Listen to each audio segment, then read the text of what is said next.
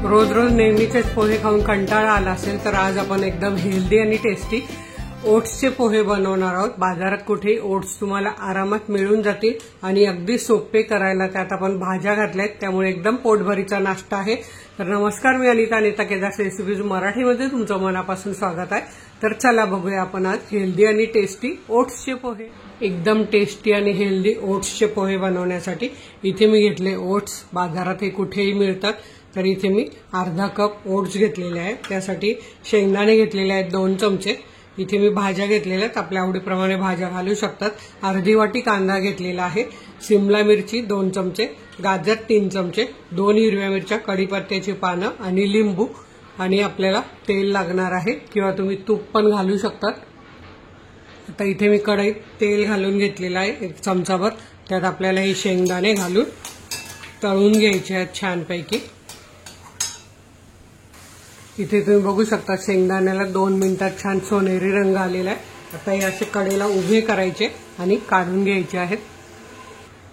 आता आपल्याला तेलात पाव चमचा मोहरी घालायची। मोहरी तडतडली की पाव चमचा आपल्याला जिरा घालायचा आहे। मोहरी छान तडतडली, जिरा घालूया। जिरा छान फुलू द्यायचा आहे। जिरं फुलल्यावर आता आपल्याला यात मिरची आणि कढीपत्ता घालायचा आणि लगेच झाकण ठेवायचं म्हणजे उडत नाही। आता एक अर्धा मिनिट झाल्यावर यात आपल्याला कांदा चिरलेला घालून घ्यायचा आहे आणि छान परतून घ्यायचा आहे।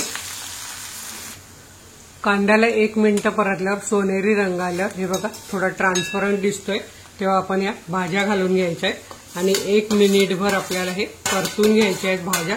तुम्ही यात कोबी, मक्याचे दाणे काहीही घालू शकता। आता आपण यात चवीप्रमाणे लगेच मीठ पण घालून घेऊया म्हणजे या भाज्या छान मऊ होतील। आणि आता यावर झाकण ठेवूया 1 मिनिटभरासाठी। मधून 1-2 वेळा आपण हलवून घेऊया। 1 मिनिट झालाय, आपण झाकण काढून बघूया। तर हे बघा छान असं गाजर पण आणि शिमला मिरची मस्त झालेली आहे। आता यात आपल्याला घालायची हळद पाव चमचा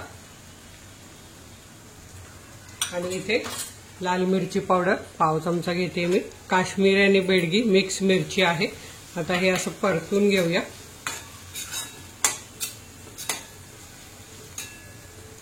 आणि आता आपल्याला यात घालायचे आहे ओट्स।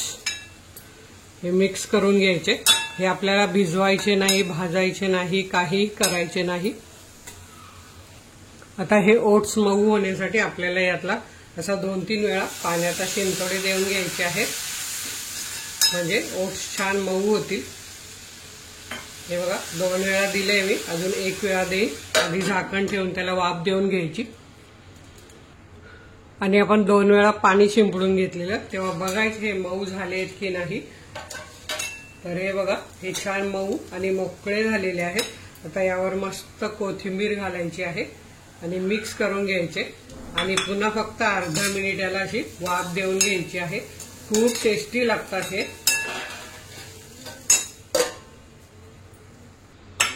इथे आपले छान असे पोहे बघा झालेले आहेत। खूप छान लागतात हे आणि हेल्दी आहे। अगदी डायबिटीज पेशंट किंवा कोणी असेल तरी खाऊ शकतं हे।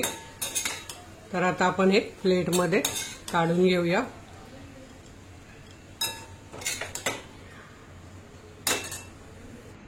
इथे आपले मस्त हेल्दी टेस्टी ओट्सचे पोहे तयार झालेले आहेत। त्यावर वरून आपण थोडीशी घालायची आहे कोथिंबीर सजावटीसाठी आणि आपण जे शेंगदाणे तळून घेतले ते असे वरून घालायचे म्हणजे कसं ते कुरकुरीत लागतात। तुमच्याकडे जर शेव असेल तर शेव पण तुम्ही घालू शकतात आणि असे तुम्ही नक्की बनवून बघा। सोबत लिंबू पाहिजे असेल तर लिंबू पण घेऊ शकतात। तर तुम्ही सुद्धा हे ओट्सचे पोहे एकदा नक्की करून बघा, खा आणि मग तुम्ही मला रिप्लाय जरूर कळवा आणि हो मित्रमैत्रिणींना शेअर करा म्हणजे सर्वजण असे नक्की बनवू शकतील। तर वेळात वेळ काढून व्हिडिओ बघितल्याबद्दल तुमचे मनापासून धन्यवाद। अशाच माझ्या छान छान रेसिपी बघा, बनवा, खा आणि हेल्दी राहा। धन्यवाद।